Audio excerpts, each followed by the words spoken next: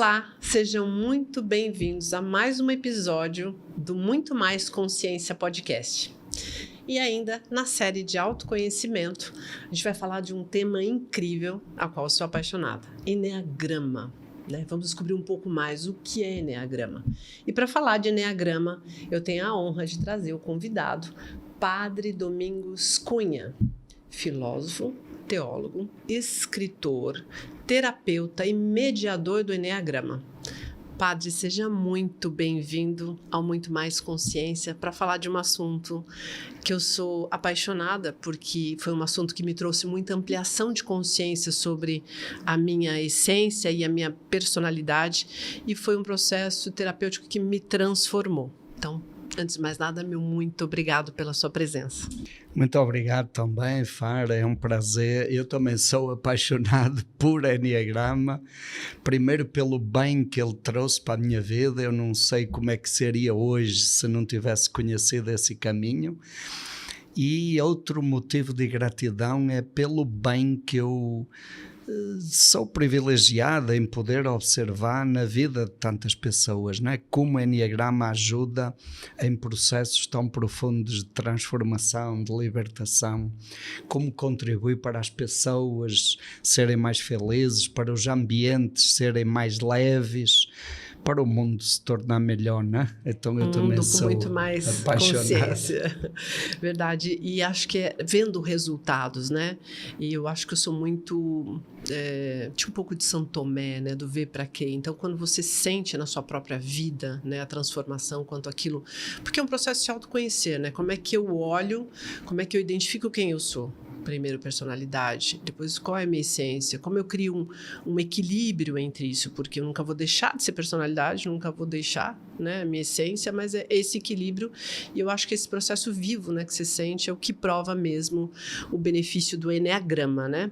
Mas aqui a gente está falando, vamos numa linguagem bem didática, porque tem muita gente que nunca ouviu falar sobre Eneagrama, algumas pessoas que já ouviram falar sobre Eneagrama, mas não tem muita profundidade, algumas pessoas que rejeitam um pouco porque acham que conflitam com seus conceitos religiosos, não, oh meu Deus, estou traindo Deus, ou isso não é de Deus, enfim.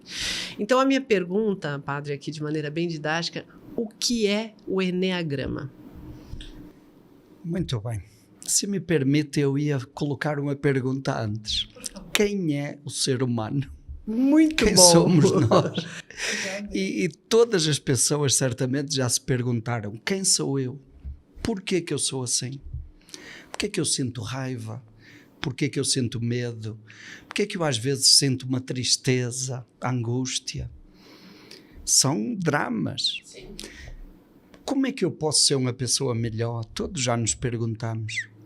Porquê que eu tenho determinadas limitações? Quais são as minhas habilidades? Como é que eu posso me relacionar melhor com as pessoas? Ser uma pessoa melhor para mim, para os outros, para o mundo? Uma perguntinha que todo mundo já se fez, mesmo que não fale. Será que eu sou normal? Sim. Não é? Ora, essas respostas estão dentro da gente.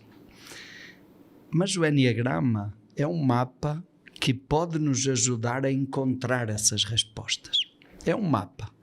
O Eneagrama não dá respostas, mas ele nos guia, nos ajuda a percorrer esses labirintos interiores e a perceber isso tudo que habita dentro de nós, que faz parte de nós, e mais, o que fazer com isso? Como é que eu posso lidar com essas forças, não é? Com esses estados emocionais, de uma maneira que isso me ajude, não é? Que isso não me impeça de ser uma pessoa feliz, mas eu possa colocar isso a serviço de uma vida mais plena, não é? Então o Eneagrama, diríamos, é um mapa de autoconhecimento, primeiro para entender quem eu sou e porquê eu sou assim, e um mapa de crescimento, transformação, de desenvolvimento pessoal. Talvez a riqueza maior esteja aí, nesse processo de transformação que o Eneagrama me permite trilhar de uma maneira mais consciente, né? E ele mapeia exatamente aquilo que você falou. A nossa personalidade, que são aqueles mecanismos inconscientes que nós desenvolvemos para sobreviver, Eu gosto muito de uma frase de Cláudio Naranjo que diz assim: a personalidade é a loucura que nós inventamos para sobreviver. É uma loucura, é. E faz sentido? São crenças, não é? Sim. Mas foi a loucura que a nossa criança precisou criar para sobreviver às dores, às limitações que ela experimentou. Então o Enneagrama ajuda a entender isso. Como é que eu entendi aquilo que aconteceu na minha infância? Como é que eu senti? Como é que eu reagi? Isso é personalidade. Nós repetimos isso ao longo da vida. Mas nós não somos apenas isso. Nós somos essência. Muito mais, né? E a essência é o melhor de cada um de nós. A essência é a natureza da nossa natureza, é aquilo que constitui a nossa individualidade, é a centelha divina em cada um de nós. E a personalidade, ela se desenvolveu exatamente para proteger a essência. Só que muitas vezes ela acabou sufocando a essência. E o Enneagrama, como você já colocou, primeiro me ajuda a entender esse padrão de comportamento inconsciente que eu repito. E depois, sobretudo, me ajuda a perceber que por trás disso tem um outro jeito de ser e estar na vida que chamamos essência. E podemos dizer, o grande horizonte do Enneagrama é chegar a um ponto onde a gente integra personalidade e essência e coloca isso a serviço da nossa missão de vida, não é? Sim. Eu acho que é uma definição perfeita, padre, e eu diria, vou perguntar agora, né, o senhor como padre, é um braço, é um caminho que te leva para uma espiritualidade, numa certa medida, porque é um caminho de autoconsciência em que eu vivo em paz, né, é um trabalho de alma. Se eu não estiver errada, por favor, me corrija. Como isso e a espiritualidade andam juntas? Com certeza, com certeza. Aliás, acho que essa é uma das riquezas do Enneagrama. Eu gosto de falar que é uma ponte entre a psicologia e a espiritualidade. A psicologia tem questões fundamentais. Quem sou eu? Porquê que eu sou assim? Porquê eu me comporto assim? O Enneagrama também foca nisso. Mas tem outras questões que são fundamentais. Como é que eu posso ser uma pessoa feliz? Como é que eu posso me realizar? Como é que eu posso descobrir a minha missão de vida, o sentido, o propósito para a minha vida? E essas são questões da espiritualidade. O Enneagrama trabalha essas duas dimensões e integra isso, costura muito bem isso. Claro que o Enneagrama ele não está vinculado a nenhuma religião, mas ele tem uma dimensão espiritual que vai além dos caminhos religiosos, né? Vai muito mais além e que permite que o Enneagrama acabe dialogando com todas as tradições religiosas e espirituais. E podíamos dizer que é uma psicologia espiritual ou uma espiritualidade psicológica, né? E faz isso de uma maneira muito integrada, porque nós, humanos, somos assim. E o Enneagrama é um mapa disso que nós somos em todas essas dimensões, né? Perfeito, padre. Eu admiro cada vez que eu ouço e eu consigo entender um pouco mais sobre o Enneagrama, né? E como surgiu o Enneagrama? Em que momentos a gente começa a falar de Enneagrama, estudar, né? Olhe, Fara, hoje está havendo um interesse muito grande pelo resgate da história do Enneagrama. Na década de 60, 70, quando o Enneagrama se popularizou no mundo ocidental, a preocupação era mais com os benefícios do Enneagrama para o mundo moderno, para as pessoas do nosso tempo. Não havia tanta preocupação com a origem histórica. Nos últimos anos tem havido também esse resgate. Podemos dizer que as raízes do Enneagrama estão muito escondidas, soterradas nas areias dos desertos do Egito e da antiga Mesopotâmia, e o que está escondido é mais do que aquilo que a gente conhece hoje. Mas hoje muitos estudos apontam para origens bem remotas. As primeiras raízes que depois deram origem ao Enneagrama nós vamos encontrar lá na civilização suméria, na antiga Mesopotâmia. As leis matemáticas que permitiram a estruturação do Enneagrama como um símbolo de compreensão da vida, né? Elas remontam à antiga Suméria 2700 anos antes de Cristo, 2000 antes de Cristo. São 3 leis matemáticas aí. O Antigo Egito também teve uma influência muito grande e no Egito o Enneagrama ganhou proporções muito mais significativas. Alexandria, no Egito, depois acabou sendo o grande lugar de encontro de várias sabedorias antigas, como a antiga Mesopotâmia, a própria cultura egípcia, a cultura da Índia antiga, que pertencia ao Império da Macedónia, a filosofia grega, todo o esplendor da filosofia grega, sobretudo Pitágoras, a matemática e a geometria sagrada de Pitágoras confluíram muito para surgir o símbolo do Enneagrama. Conhecimentos dos celtas, o Império Celta também, a cultura celta teve uma influência grande. Então acredita-se que o símbolo do Enneagrama terá surgido aí nesse entorno de Alexandria, na confluência de vários saberes. Era baseada em leis matemáticas, as 3 leis, a lei do que é a compreensão de que tudo que existe é uno, é uma unidade, é um só, tudo tem a mesma origem, então tudo tem a mesma identidade e a mesma natureza. Somos todos um, não só nós humanos, mas nós, os animais, a natureza, universo. Tudo o universo. Então essa é uma compreensão. A outra lei matemática é a lei do 3. Os sumérios se perguntavam o que é que explica a permanência? Como é que a gente explica que tudo que foi criado permanece, se mantém? E então vem a percepção de 3 forças, 3 energias que estão presentes no universo e que se equilibram para gerar essa continuidade. E a outra pergunta era sobre as mudanças, os processos.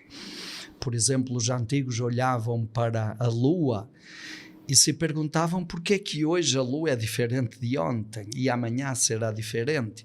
E se essas mudanças acontecem aleatoriamente ou será que tem alguma lei por trás desses processos?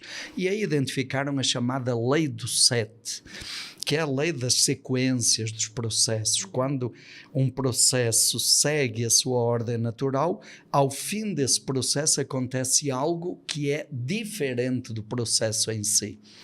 É a lei que está na base da música, da escala musical, né? E de todos os processos que a gente vive. Então hoje acredita-se que essas 3 leis, Pitágoras tem aí uma influência muito grande nisso, pegando os elementos da cultura egípcia, né? E de outras culturas ali do entorno, e acredita-se que esse símbolo terá surgido nessa época como um símbolo cosmológico, né? Para explicar o movimento dos astros no firmamento. No início era sobretudo para explicar as fases da Lua, né? Mais tarde, a partir do século IV da nossa era, o Enneagrama começa a ter essa dimensão mais psicoespiritual. Tem aí a influência de uma geração que ficou conhecida como os padres do deserto. Os monges do deserto. Os monges do deserto, né? Os desertos do norte do Egito, né? Que, através de uma busca espiritual profunda, identificaram os estados emocionais que nós vivemos internamente e que, no fundo, são os estados emocionais que nos afastam da essência, desse contato com o divino, com o transcendente em nós. E eles trouxeram essa contribuição de perceber que as mesmas leis matemáticas que regem o movimento dos astros no firmamento e que explicam o funcionamento da Terra, também explicam o que acontece dentro de nós. Então eles nos deixaram esse legado das paixões, que são os estados emocionais adoecidos, e das virtudes, que são os estados emocionais que expressam a essência, né? A partir daí, olha, o Enneagrama foi se escondendo e se mostrando. Em cada geração aparecem alguns algumas manifestações, mas no geral o Enneagrama ao longo da história sempre ficou como um conhecimento muito desconhecido e que acabou ficando restrito a grupos muito específicos, geralmente ligados às tradições religiosas. No início do século passado, Gurdjieff foi o grande responsável pelo resgate desses fragmentos e ele começou a apresentar para o mundo moderno esse sistema de uma maneira ainda muito fragmentada, né? Mas começou a trazer as bases desse sistema. Na década de 60, Oscar Ichazo, um psicólogo boliviano, trouxe essa sistematização já com uma linguagem mais próxima da psicologia moderna, e na década de 70 Cláudio Naranjo, né, que foi o grande nome da estruturação do Enneagrama do jeito que nós conhecemos e usamos hoje, né? Bom, uma aula aqui, né, padre? Muito interessante. O que eu, de fato, conhecia do Enneagrama lá atrás, muito tempo atrás, né, as primeiras vezes que eu ouvi, sei lá, mais de 10 anos, era um Enneagrama usado em RH. É como é que eu coloco um selinho na pessoa. Quem é o cara executor, quem é o cara, né, do poder da ação, quem é o cara que é o que pensa. Então, estrategicamente, eu preciso desse, eu preciso daquele que faz. Então, o RH usava muito nem sei se usa hoje em dia, né? Mas usava muito uma classificação no momento de contratar pessoas. Eu conseguia ver um pouco da personalidade, em que time ele ia atuar, qual era a posição. Nem sei se hoje é usado, mas era o que eu conhecia. E hoje a gente vê Enneagrama como um processo de se autoconhecer, né? E tem uma figura que simboliza isso e que fala sobre 9 personalidades, né? 9 tipos de personalidade. Qual a relação quando a gente fala de 7 pecados capitais, que na verdade no passado, né? Me fala um pouco sobre essa associação com os pecados capitais. Exato, então a gente podia trazer aí o símbolo. Sim, sim. Até, né? Vou pedir para o senhor mostrar, inclusive aqui, nessa figura, como vai ficar. Então é isso, nós temos aí a figura, temos o círculo que representa a lei do 1. Aqui são 9, né? 9 casos, 9 números, 9 personalidades. Temos aí um triângulo central que une os pontos 9, 6 e 3. Aí representa a lei do 3. São as 3 grandes energias que se equilibram para manter a sustentabilidade da vida, do universo. E depois temos uma outra figura que liga o ponto 1, 4, 2, 8, 5, 7. Essa é Exade ou Exade, que é a lei do 7. Se dividirmos a unidade por 7, vai dar essa sequência, né? 1 dividido por 7 dá 0, 1, 4, 2, 8, 5, 7 e depois repete o mesmo conjunto, né? Aí temos essa base. Essa figura nos fala então de 9 padrões. Eu gosto muito de falar de uma parábola, de usar a parábola da casa redonda. Imaginemos uma casa redonda com 9 quartos e 9 janelas. Cada quarto é um jeito de ser e estar na vida. Cada janela nos permite enxergar a paisagem de um determinado jeito. O que é que o Enneagrama nos diz? Nós somos tudo isso. Nós temos 9 quartos e 9 janelas. Quer dizer, nós temos 9 jeitos de ser e de estar na vida. Todo ser humano tem. Claro que depois o Enneagrama, você sabe, vai ampliar isso para 27 quartinhos, para 54, para 108, mas começamos com essa base dos 9 quartos.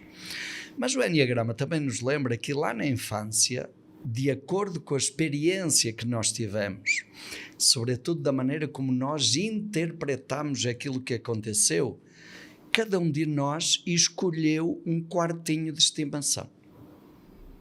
Um quartinho que me dava mais segurança, um lugar mais protegido, onde eu me sentia melhor, mais amado, ou mais protegido, ou mais reconhecido, valorizado. Escolhi ficar nesse quartinho, é isso? Quando chegamos na vida adulta, nós continuamos tendo os 9 quartos, mas tenho um quartinho de estimação, onde nós vivemos a maior parte do tempo. Guardamos todas as nossas tralhas, enfim, fica tudo nesse quarto. E a gente acaba vendo, olhando a vida por essa janela. Quer dizer, nós temos 9 janelas e só enxergamos uma, né? Daí já vem uma ampliação, né? Quando a gente já fala dessas possibilidades, o quanto tem numa ampliação de consciência, o quanto eu posso trabalhar tudo isso em mim. Exatamente, a proposta do Enneagrama é essa. Primeiro, eu tomar consciência qual é o quartinho onde eu fiquei estagnado, e segundo, caminhos para eu sair da estagnação e resgatar a minha natureza, a minha liberdade de andar por todos os quartos e de olhar a vida por todas as janelas.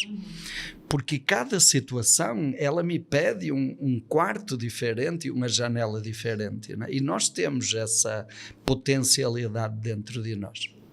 E padre, a gente consegue falar aqui numa próxima figura sobre os centros de inteligência e os pecados? Exato, ótimo. Então, vamos primeiro para essa dos centros de inteligência, os 9 tipos. Podemos dividi-los em 3 grupos. Se a gente quiser usar a parábola da casa redonda, podemos dizer que a casa tem 3 andares. 3 quartos em cada andar, né? No quarto de baixo, nós temos o que chamamos os tipos que têm uma energia mais do corpo, mais física, mais visceral. São os tipos mais focados na ação, no realizar, no fazer. Chamaríamos de um centro de inteligência do fazer. Do fazer, o Inteligência centro de do fazer. inteligência prática. Prática. Né? É mais corpo. Que seriam quais aqui? O tipo 8, 9 e 1, né? São mais focados na ação, no fazer. No segundo andar, podíamos dizer, temos 3 quartinhos, que seria o 2, o 3 e o 4, que é uma energia mais emocional. É mais a energia do coração, do relacionamento, do sentimento, dos afetos. O foco já não está tanto na ação, mas está mais na relação, no clima afetivo, no sentir, né? E no terceiro andar nós temos o 5, o 6 e o 7, que são os tipos mais mentais. Racionais, o pensamento mais abstrato. A preocupação deles é entender, observar, analisar para tomar decisões. O foco está mais nos processos, em processo passo a passo, degrau por degrau. E em cada centro nós temos uma emoção que prevalece. No centro prático, físico, 8, 9 e 1, a emoção que prevalece é da raiva. E aqui no Enneagrama, quando a gente fala de raiva, na nossa cultura a raiva foi muito criminalizada, né? Ninguém pode ter raiva, é pecado. Ter raiva é pecado. É pecado. Depois ainda, nas tradições religiosas, ainda levou o rótulo de pecado, né? A raiva é a energia da ação. Vai depender de como ela é usada, encaminhada, né? A raiva pode me fazer apertar o pescoço da pessoa, ou pode me ajudar a meter a cara num trabalho e levar até ao fim, custo que custar. Sim, e ser bem-sucedido, né? E construir e fazer, né? Sim. Então, essa energia da agressividade. No centro emocional, 2, 3 e 4, nós temos essa emoção da vergonha. Podíamos falar da tristeza. É uma tristeza que vem de uma carência, de uma sensação de não ser amado ou de não ser tão amado quanto esperava. Tristeza que gera angústia, que gera vergonha, né? E no centro mental, mais teórico, abstrato, temos a emoção do medo, que não é o medo de escuro, o medo de pegar Covid, é mais uma sensação de ansiedade, a sensação de que eu estou só, desprotegido e eu sozinho não dou conta, não sou capaz. O 5, ele se sente incapaz de lidar com emoções, com sentimentos. O 6 é como se fosse uma incapacidade para existir perante a vida, e o 7 é uma incapacidade para lidar com dor, sofrimento. Então aí temos essas 3 emoções base em nos 3 centros, não é? Embora depois, agora vamos então voltar lá no link dos pecados capitais, né? Que era a minha pergunta inicial, né? Vamos voltar. De onde nós saímos de 7 pecados para 9 para 7, 7 para 9, enfim, para entender um pouco mais. Olha, esses monges do século IV, estamos falando do século IV, dessa região do Antigo Egito, os desertos do Egito, mais especificamente o deserto de Nítria, que fica ali entre o Cairo e Alexandria, fica a cerca de 1 hora de viagem do Cairo. Tive a oportunidade de estar lá agora no final de janeiro, né? Num dos mosteiros onde encontramos o apogeu dessa tradição, né? Um monge chamado Evagrio, que morou durante 16 anos num desses mosteiros, e foi lá que ele sintetizou essas paixões. Então, repare, nessa tradição as paixões eram 9, porque havia uma relação com a figura do Enneagrama. Eram 9 paixões, quer dizer, são os 9 estados emocionais que nos separam da essência, da presença do divino em nós, mas também identificaram 9 virtudes, 9 estados emocionais, que são aqueles estados emocionais que nós experimentamos quando estamos inteiros em comunhão com o divino em nós, né? E essas paixões, então, que eram 9, depois ficaram na tradição cristã como os 7 pecados capitais e as 7 virtudes. E primeiro é bom entender que para essa geração a palavra pecado não tinha conotação moral. Portanto, pecado não quer dizer que é bom ou que é mau, que pode ou que não pode. Tem uma visão terapêutica, quer dizer, isso faz parte de nós. Sim. E o importante é eu acolher isso e aprender a lidar com isso. Somos compostos, né, com isso, assim, e está tudo bem, né? Não tem... A palavra pecado ao pé da letra significa errar o alvo. Quando o guerreiro dispara a flecha e a flecha não acerta no alvo, isso chama-se pecar. Isso já vem da tradição hebraica e depois na cultura grega, pecado tem essa origem.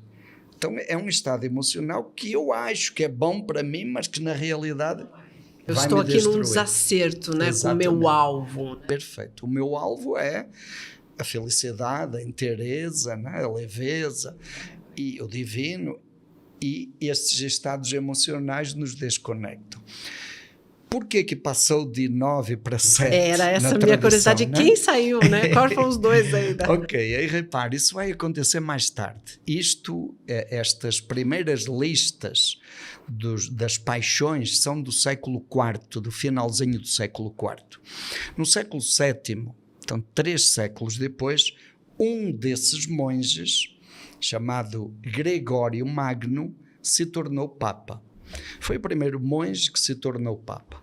E, naturalmente, ele levou para a estrutura do cristianismo muitas coisas da tradição dos monges, inclusive esta doutrina das paixões e das virtudes. Mas no século VII já não havia mais essa visão terapêutica. Já não havia mais essa visão ligada ao símbolo do Enneagrama. E essa tradição das paixões e das virtudes já estava meio poluída, digamos assim. E então o Gregório Magno coloca uma lista de 7, porque o número 7 na tradição bíblica significa algo completo, um conjunto. Então é tipo assim, olha, não importa se são 9 ou se são 10 ou 7, é tudo aquilo que nos afasta da essência, tudo aquilo que nos afasta de Deus. Quais foram as 2 paixões que ficaram pelo caminho? Uma foi o medo. E é interessante que, olhe, o medo só foi identificado no finalzinho do século VI. 8 das paixões foram identificadas no século IV por esse monge Evagrio. No século VI, 2 séculos depois, um outro monge chamado João Clímaco é que identificou o medo. Isso já nos mostra que o medo é um estado emocional difícil de identificar, difícil de ser percebido. Você consegue mascarar, né? É mais difícil. Muito. A pessoa sente, mas nem todo mundo, né, representa o medo. Exato. De fato. A tendência é disfarçar, camuflar. E o medo, ele acaba se camuflando de maneiras muito diferentes. Então, repare, o Gregório Magno, quando leva essa tradição para a estrutura do cristianismo, ele quase não tinha ouvido falar do medo. o medo ainda não tinha tempo, não tinha tido tempo de ser analisado com detalhes, como ele se manifesta, as sensações físicas que cada paixão apresenta.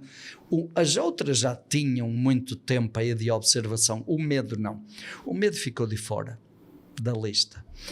E a outra paixão que ficou de fora, imagine, foi uma que aqui no ponto 3, nós aqui temos a palavra engano ou auto-engano, mas na tradição do deserto a palavra era vaidade. Vaidade. Vaidade, vanglória. Que hoje no Eneagrama a gente usa mais a vaidade ou não? Estou certa? Usamos as duas expressões. Algumas escolas usam auto-engano, porque é auto-engano, né? É uma mentira que eu falo para mim mesmo e eu acho que estou bem para esconder algo que não está bem, né? Ou vanglória, ou vaidade, que significa a mesma coisa. Na nossa cultura hoje, vaidade está muito relacionado com exibicionismo, com aparecer, e não é isso. Não é esse o sentido da paixão. Mas de qualquer jeito, repare, essa paixão da vanglória, da vaidade, ela gera uma sensação de autossuficiência, de eu me basto, eu realizo, eu não preciso de ninguém, né? Autossuficiência. E repare, nessa época, século VII, de novo o cristianismo já estava aliado com os poderes políticos da época e usufruindo dos benefícios da riqueza e do prestígio.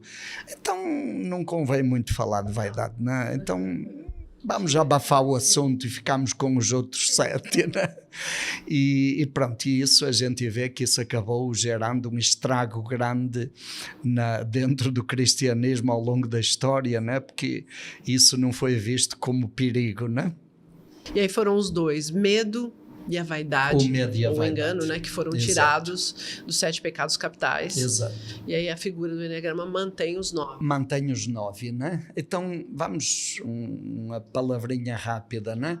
No ponto 1, a raiva. O que é a raiva? É uma ira contida. Portanto, é uma irritação que vai aumentando, mas que eu não me permito sentir. Não transbordo. Não transbordo, eu reprimo, eu compacto. Calo. E eu ainda me sinto culpado por sentir raiva. Quer dizer, eu sinto raiva por estar sentindo raiva. E essa raiva fica contida e depois acaba explodindo. A palavra exatamente, o nome da paixão é ira, porque é uma raiva que explode. E explode de uma maneira vulcânica, é uma explosão. Eu sou capaz de passar 1 dia, 2 dias, 3 dias engolindo, sentindo a raiva, passando a imagem ira de uma pessoa bem comportada e aquela ira vai fervendo dentro de mim e de repente explode por uma coisinha pequena, geralmente com pessoas mais próximas, né? De uma maneira desproporcional. E o pior é que depois disso ainda vem culpa, vergonha, constrangimento, a pessoa fica meio sem jeito, né? O orgulho para os padres do deserto era a mãe de todas as paixões. E eles diziam que o orgulho é eu primeiro, eu sinto que eu não tenho necessidades. Então eu não preciso de ninguém. Segundo, eu começo a achar que eu sou uma pessoa capaz de ajudar os outros e que os outros dependem de mim e eu me sinto insubstituível. Terceiro, eu acabo percebendo que eu sou uma pessoa tão boa, que eu sou melhor para os outros do que eles mesmos. Eu sou tão bom que eu sei o que é bom para os outros. Isso me dá mais do que os próprios. Mais do que os próprios, né? Mas os padres do deserto diziam, eu chego ao ponto de achar que eu sou melhor do que Deus. Porque eu sou a fonte de todo o bem. E isso cria um eu inflado, inchado, uma sensação de inflação. O terceiro, que aí temos engano, auto-engano, seria a palavra que algumas tradições hoje mantêm e que a tradição lá dos padres do deserto chamava vaidade ou vanglória. Repare, vamos na palavra glória. Glória significa prazer. Prazer é uma sensação física prazerosa. Eu me sinto bem, eu me sinto superior, eu me sinto realizador. Mas é uma glória vazia, oca. Por quê? Porque ela vem de onde? Ela vem de fora. Ela vem da conquista, ela vem do êxito, ela vem da meta, do sucesso. Dinheiro, do poder. Ok. Ela não vem de dentro. Então ela não permanece, ela não se sustenta. A pessoa, quando é dominada por essa paixão da vanglória, da vaidade, do autoengano, ela sente o prazer do sucesso, da meta vencida, do êxito. Isso dura, eu ainda não encontrei ninguém que dissesse que dura mais do que 20 segundos. 20 segundos? Porque daqui a pouco a pessoa já está pensando, já não está mais na emoção, já está pensando, e agora o que é que eu vou fazer para ter de novo este prazer? Porque repare, o prazer, na compreensão do ponto 3, é que eu tenho que fazer algo. Então não basta eu existir, não basta eu ser, eu preciso fazer. O fazer é que me vai garantir isso. E a palavra vaidade na origem significa isso também, é a sensação de estar sempre fazendo alguma coisa. Essa sensação, ela me mantém num estado emocional agradável, aparentemente prazeroso, mas é falso. É falso, é uma fuga, né? Exato. No ponto 4 nós temos inveja ou melancolia. A palavra também da tradição do deserto era melancolia. Melancolia é tristeza profunda, é um olhar pessimista sobre a vida. É aquela sensação de que nada vale a pena, nada adianta, por mais que eu faça, não vai mudar nada. Isso está ligado a uma sensação de profunda baixa estima, de incapacidade, de eu não ser suficientemente bom para corresponder à expectativa das pessoas, para merecer o amor das pessoas. E depois vem a inveja, não como querer ter o que o outro tem, mas é uma comparação onde eu me confronto com aquilo que me falta. O tempo inteiro. O tempo inteiro eu estou focado no que falta, no vazio, no que eu perdi, nessa autoestima baixa, né? Não fiz tão bem quanto o outro fez. Aí a inveja nesse aspecto de comparar, né? Eu me comparo com as pessoas e acho, olha, essa pessoa é mais inteligente do que eu. Eu não estou invejando a inteligência, eu não quero a inteligência do outro. O que me dói é o fato de eu não ser inteligente. Mas eu também me comparo com o meu passado e sempre acho que eu perdi. E eu também me comparo com o futuro que eu criei na minha imaginação e depois sempre acabo achando que eu não sou aquilo que eu gostaria de ser. Então é esse ponto aí no 4. No ponto 5 nós temos avareza ou cobiça. E aqui também não é cobiça de coisas materiais. Aliás, estas palavras são conceitos do século IV. Temos aí 16 séculos que foram distorcendo o sentido, a semântica, né? E além disso, é uma cultura muito diferente da nossa. As culturas semitas são culturas mais subjetivas. Estas palavras não descrevem conceitos, descrevem sensações físicas e estados emocionais. Então a cobiça não é de coisas, é uma curiosidade mental, é uma necessidade de eu ter o controle mental sobre tudo e sobre todas as coisas, sobretudo sobre as minhas emoções. Manter as minhas emoções bem administradas, perfeitamente sob controle. Sob controle. Porque o 5 tem medo de sentir.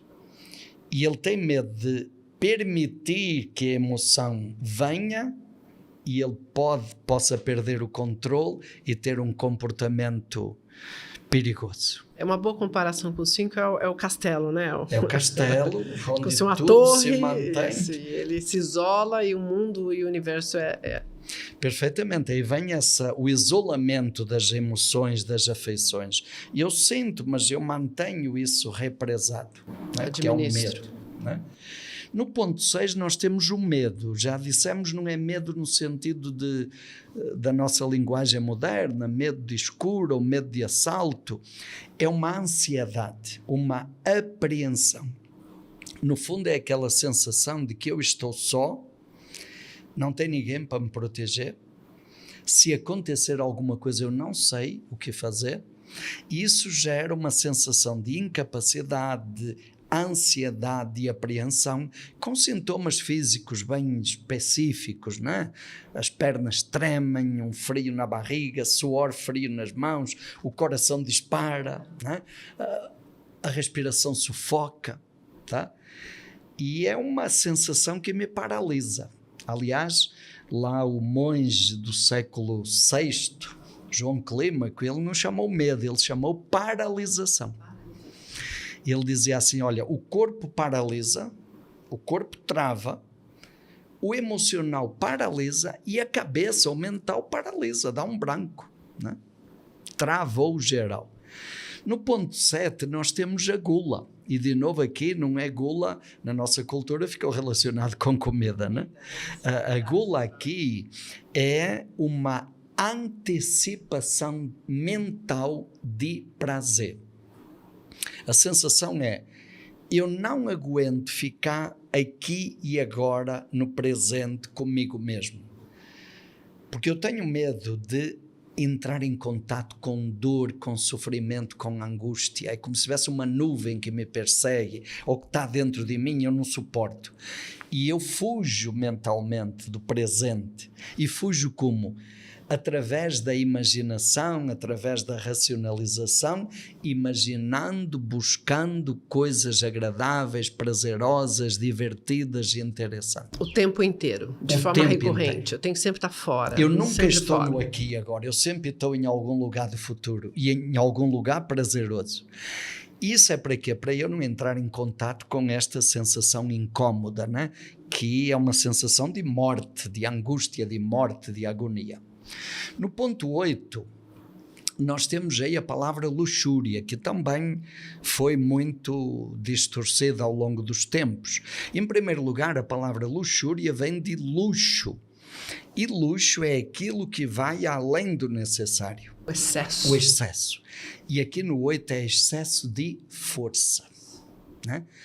O estilo de vida é baseado no excesso, no exagero. Pode ser o exagero de trabalho, pode ser exagero no tom de voz, pode ser exagero no lazer, no esporte. Em tudo tem uma dose de exagero, porque o exagero dá à pessoa uma sensação de força, de superioridade.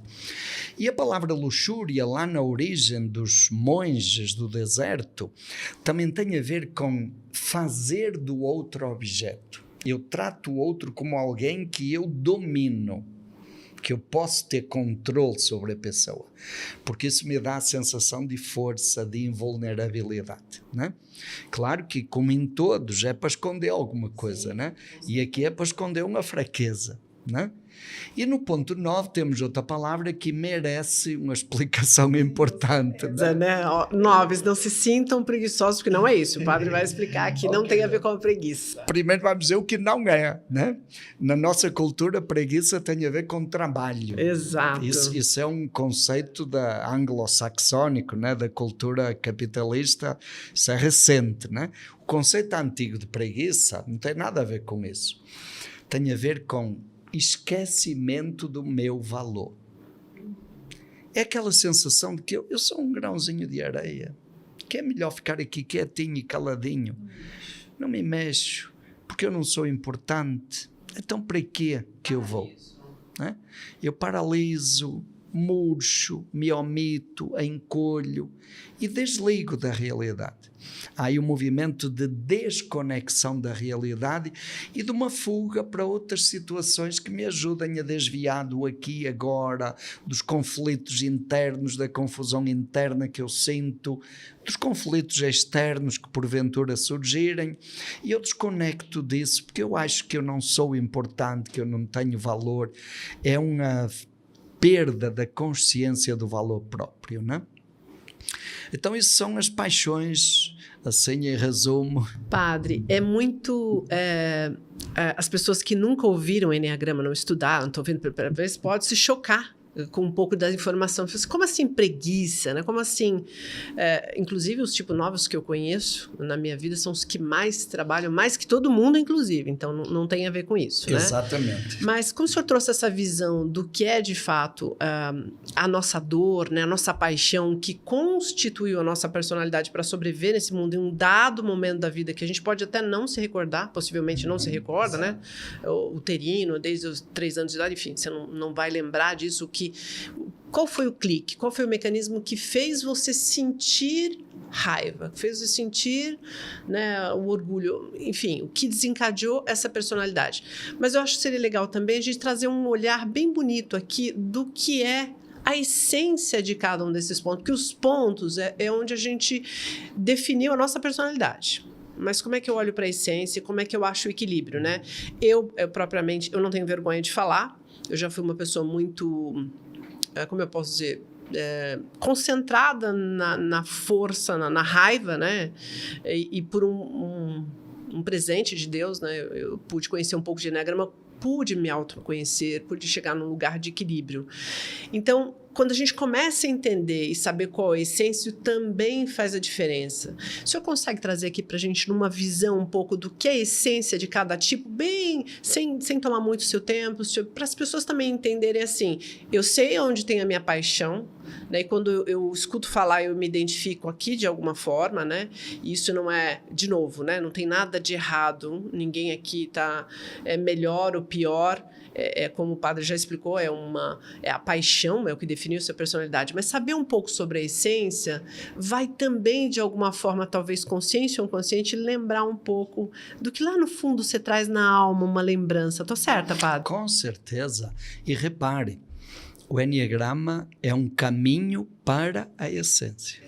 A gente olha para isto porque isto é o que está mais acessível, é o comportamento do dia a dia. É o que aparece, né? E se tiver, então, em desequilíbrio, ele aparece feio. Aparece mais, né? E faz estrago para nós e para os outros. Mas por trás disto tem algo maravilhoso, né? Muito mais bonito, que é o que chamamos de essência, que são as virtudes, né? Então vamos trazer agora aí uma imagem figura onde com tem as virtudes aqui. Né? O que permanece, porque é a nossa identidade. Entender que aquelas paixões, no fundo, elas foram desenvolvidas para tentar proteger a virtude. Uma criança com um olhar ainda muito pequeno, ela olhou para o mundo que era muito grande e ela sentiu algo que desencadeou aquela paixão, aquele sentimento. E a intenção foi essa, foi para proteger, para não perder a essência. Só que protegeu tanto que acabou abafando ou escondendo. Mas então, olhe, a virtude do chamamos serenidade. Serenidade, paz interior, é aquele estado emocional de tranquilidade. Quando a pessoa sente que tudo está bem do jeito que está. Na personalidade, o tipo 1 se irrita com o que falta, o que está errado, o que pode melhorar. Se cobra porque ele é que tem que melhorar e aperfeiçoar, e se cobra quando não consegue aperfeiçoar e melhorar, e ele cria um padrão, um ideal de perfeição que não é só sobre-humano, é desumano. Desumano, nível hard, né? Mas repare, por trás, e essa é a grande verdade do existe esse estado da serenidade. Eu acho bonita a palavra sereno, né?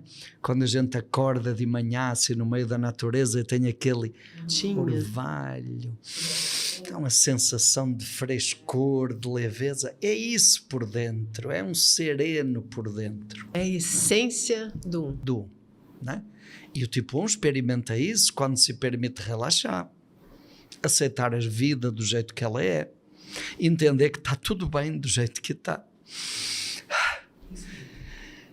No 2 nós temos a humildade. Humildade é outra palavra que merece assim uma explicação, porque na nossa cultura uma pessoa humilde geralmente é vista como uma pessoa, um coitadinho. Pobre. Simples, simplório. E não tem nada a ver com isso. Humildade vem de humus. Humus é terra fértil. Então, o que é humildade? É tomar consciência de que eu não sou aquela pessoa do orgulho, mas que eu tenho limitações, que eu sou terra frágil, contingente. E quando eu cuido desta limitação, desta fragilidade que eu sou, quando eu cuido da terra que eu sou, esta terra se torna fértil. Humus. Uma terra fértil capaz de gerar coisa boa. Essa informação sobre o humus eu não tinha, e realmente faz toda a diferença quando você olha, né, pro orgulho, você olha, eu não preciso, né? E aí quando você olha para a essência, é só isso, eu sou fértil, né? Posso. Isso o tipo 2 encontra quando aprende a cuidar de si sem culpa, a fazer coisas por si mesmo e para ele mesmo sem culpa. Aí ele encontra essa abundância que ele mendigava fora, ele encontra dentro, não é? No 3, aí a palavra que a tradição traz para o Enneagrama é a palavra veracidade. Veracidade. O que quer dizer ao pé da letra? Um prazer verdadeiro. É o prazer de ser. Tem uma música da Flávia Venceslau que diz: nada vale tanto quanto apenas ser, respirar e viver. Nossa, que lindo isso. É o 3, é a virtude do 3. Olha, o 3 experimenta isso quando? Quando ele se permite parar, fazer uma pausa e ficar sem fazer nada. Quando ele se permite tirar tempo para fazer coisas que ele gosta, apenas porque gosta, não tem meta, não tem lucro, não tem foto nas redes sociais, não tem sucesso. Ele faz porque gosta. Quando o 3 se permite ter tempo para estar com as pessoas que ele ama, apenas estar, aí ele sente um prazer assim inesperado, não é? Porque na cabeça, na crença da personalidade, só vai sentir prazer quando fizer. E me trouxeram benefício. Exato.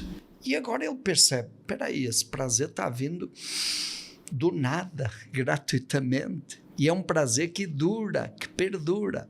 Então chamamos de veracidade, não é? No 4 temos o estado emocional da equanimidade. E aí a gente pode destrinchar o sentido da palavra. Equa, nós temos em equalizador, equalizar, quer dizer equilibrar, né? Ânima, alma, emoções. Equilíbrio da alma. Ok. Quer dizer, a minha autoestima equilibrou, eu saio daquele fundo do poço, da autoestima baixa, do ninguém me ama, ninguém me quer, ninguém me chama do meu amor, né? E a minha alma satisfeita encontra esse equilíbrio. Eu percebo o meu valor. E a equanimidade também, eu me percebo como igual aos outros. Não como inferior, que fica se comparando, mas como alguém que tem valor próprio, que tem uma origem, dons únicos e um jeito único de expressá-los. Isso traz um preenchimento, não é? E os monges ainda colocavam outra palavra aí, que era a palavra caridade, que não é caridade de dar esmola, cari, coração, dade, doar-se a partir do coração. Doar-se a partir do coração. Ok, quer dizer, quando eu tenho o meu coração saciado, satisfeito, isso não fica só para mim, transborda. E transborda com amorosidade, com sensibilidade, que é a riqueza do 4, não é? No ponto 5, aqui tem a palavra generosidade, também se usa hoje a expressão não apego, né? A palavra dos monges era liberalidade. Generosidade necessariamente tem o desapego? Exato, está na linha, né? Eu sinto que a palavra liberalidade diz mais, porque liberalidade ao pé da letra, liberar o que é a alma, quer dizer liberar o meu coração. Na personalidade, o 5 bota o coração trancado dentro da cabeça e analisa o coração, analisa as emoções. Analisa tudo. Tudo. Nada passa sem análise. E aqui ele libera o coração para o coração se manifestar generosamente o que ele sente, e aí vem uma abundância, uma riqueza, com generosidade, com fartura, desapegada, né? Mas é esse estado emocional de deixar fluir aquilo que o coração sente. Permitir-se, né? Permitir-se. No ponto 6, aí está a palavra confiança, podemos trazer a palavra coragem. E a palavra coragem, cor em latim, significa coração. Agem, agir. Agir com o coração. Agir pelo coração. Na personalidade, o 6 age pela cabeça. É porque é no centro de inteligência que é completamente racional. Então, o 6 fica pensando, e se chover hoje? Mas também pode fazer sol. E se? Vamos que... Isso gera angústia e paralisação. E fica totalmente no mental, no racional. O coração, coragem é quando eu escuto a voz do coração, que chamamos de intuição, e eu sigo essa voz. Quer dizer, eu deixo que a intuição, o coração, dirija a minha vida, o meu agir, o meu andar pelo mundo. Então é viver a partir do coração, né? No ponto 7 temos sobriedade ou temperança, né? A sobriedade na nossa cultura está muito relacionada com o não precisar de substâncias externas, né? Tem a ver com isso, quer dizer, eu encontro dentro de mim o prazer suficiente para eu me sentir bem aqui e agora. Não preciso buscar fora. Também a palavra temperança. E a temperança acho que diz mais. Nós usamos temperar a comida, por exemplo. É o quê? É aquela porção de tempero que torna aquela comida comestível, em primeiro lugar, e de preferência saborosa. Ou então temperar a água. A gente vai tomar banho, a água está muito fria. Às vezes não dá para tomar banho. Então eu vou essa expressão temperar a água, que é a mistura do queijo. Misturar primeiro para a água ficar possível de tomar banho. E de preferência para ser prazeroso, gostoso. Ok, então isso no 7 é quando o 7 encontra dentro dele, não fora, mas dentro dele, aquela porção de prazer, de tempero, capaz de dar sentido à vida dele e de o ajudar a encarar e a enfrentar o que vier. Venha o que vier, a sensação de que eu dou conta, eu sou capaz. Na personalidade, ele acha que não dá conta de olhar para o sofrimento, para a dor. Na essência, ele diz, eu vou fazer o que tiver que ser feito, custo que custar. Não vou procrastinar mais. Não vou procrastinar, não vou fugir, não vou enfrentar, não vou viajar na maionese. Não vou viajar, nem na maionese, nem para outros países. Ok. Então, enfrenta, né? E no 8, a inocência. E a palavra inocência, na origem, significa ausência de maldade. Porque na personalidade, no fundo, porque é que o 8 tem essa coisa de passar uma imagem de força e de respeito? Porque ele parte do princípio, tem uma crença mental de que todos estão contra mim e vão me atacar. Então eu tenho que atacar primeiro, passando essa imagem de força e de respeito. Eu já me garanto, né? Eu já me garanto. Como eu vou ser atacado, eu me garanto, já me preparo. É uma vingança preventiva, né? E aí, a inocência é o quê? É o contrário disso. A inocência é a ausência de maldade.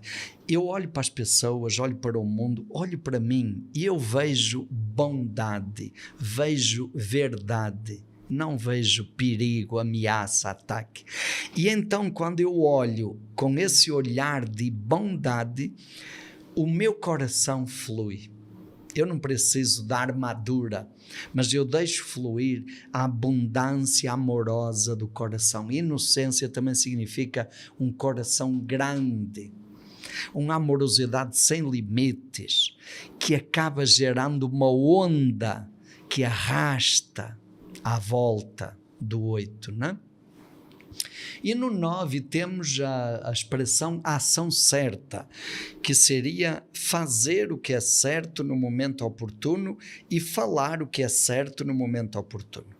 Os monges usavam uma palavra que é diligência.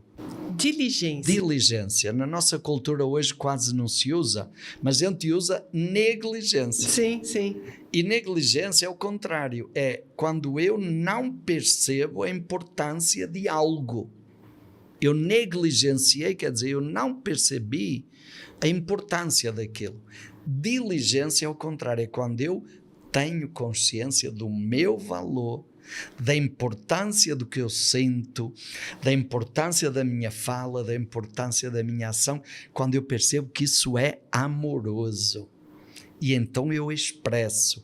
E expresso não apenas do jeito certo e na hora certa, mas eu expresso com entusiasmo, da melhor maneira que eu dou conta de expressar. Então é um dinamismo muito amoroso aí no ponto 9. É onde está a virtude do 9, né? Padre Domingos, esse assunto aqui, ele é um assunto que não poderia terminar nunca, porque tem muito para falar sobre Enneagrama, né? Eu imagino que as pessoas que estão ouvindo ficam curiosas, algumas já se identificaram, algumas se conectaram, algumas desmistificaram de que isso vai contra a sua religião, esse pecado, enfim. O assunto é muito longo, a gente ficaria aqui horas e horas, dias, né? Falando, a gente faz isso nos treinamentos, né, que o senhor dá, mas porque tem muito, né, que seria falar dos caminhos de cura, o equilíbrio, onde eu busco meu equilíbrio, eu como tipo 8, né, uma pessoa que com a força, onde é que eu vou? Então, assim, tem muita coisa sobre o Enneagrama que exigiria muito mais tempo para a gente falar, que não seria possível aqui. A ideia de trazê-lo aqui era para trazer um ampliar de consciência para as pessoas sobre o Enneagrama, como mais um processo terapêutico que leva a pessoa a se autoconhecer. Porque só hoje eu entendo que está em nós, não está no outro. Né? Não está no outro.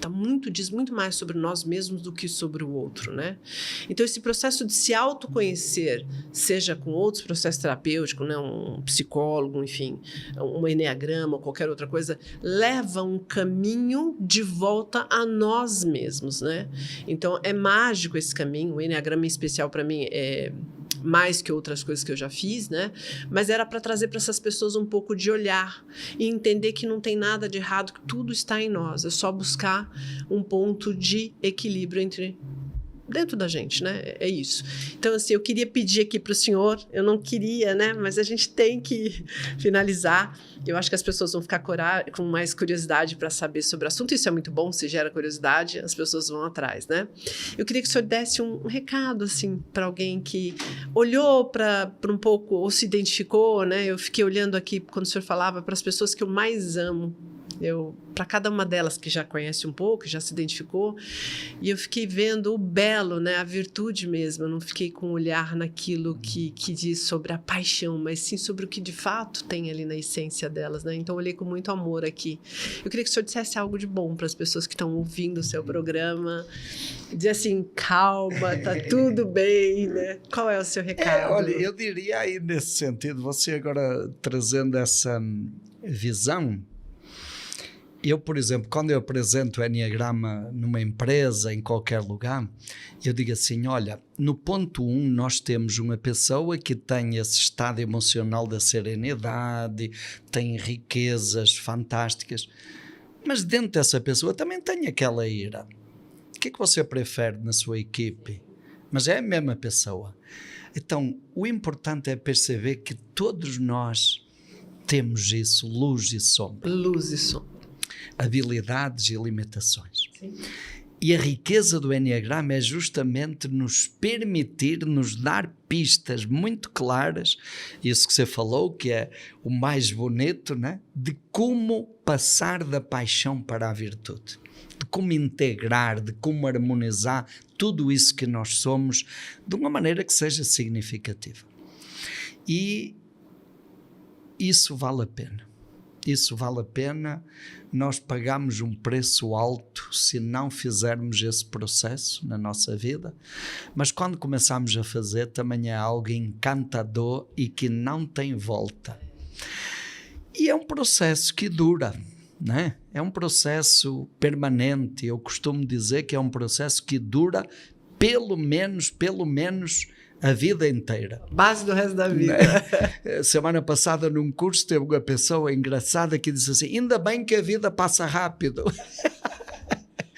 Então é isso, o autoconhecimento, a transformação pessoal é algo que vale a pena porque ajuda a resgatar o melhor de nós mesmos e a perceber que a nossa vida pode ser melhor, as nossas relações podem ser melhores e que a gente pode colaborar para um mundo melhor. Isso é verdade, para um mundo com muito mais consciência, né, padre? Eu queria pedir para o senhor falar aqui as suas redes sociais. Eu quero conhecer mais o Enneagrama, onde eu busco, como é que eu faço, né? Então, por favor, diga aqui onde encontramos, o site, a página, o Instagram, seu telefone, o que for melhor. Ok, então muito obrigado pela oportunidade. Olha, nós temos o nosso site, Enneagrama Shalom, Shalom com S-H-I-M de mar no final, enneagramashalom.com.br. Lá tem bastante material sobre Enneagrama e tem toda a nossa programação ao longo do ano. Temos o nosso canal do YouTube, Enneagrama Shalom IESH, que é a sigla do nosso instituto, né? Instituto Enneagrama Shalom. Então, Enneagrama Shalom IESH no final. Temos o Instagram, Enneagrama Shalom IESH, Enneagrama Shalom _ IESH. A nossa IESH no Instagram. E então ficamos aí à disposição para quem sentir interesse em aprofundar e Padre, minha eterna gratidão por ter vindo, que bom. Por falar de Enneagrama, que é a minha paixão. Obrigada mesmo. Obrigado. Se você gostou desse conteúdo, se isso gerou em você um despertar de curiosidade e consciência, vai atrás, aprende um pouco mais sobre Enneagrama. Como o padre disse, né, é um caminho sem volta, um caminho que leva para você. Estar em você é um bom lugar de estar, é o melhor lugar para estar. E só o autoconhecimento vai te levar para esse lugar. Se esse conteúdo fez sentido, compartilha com as pessoas que você ama. Nos segue aqui, dá um like, curte, compartilha. Isso ajuda a gente a se manter aqui. E até a próxima.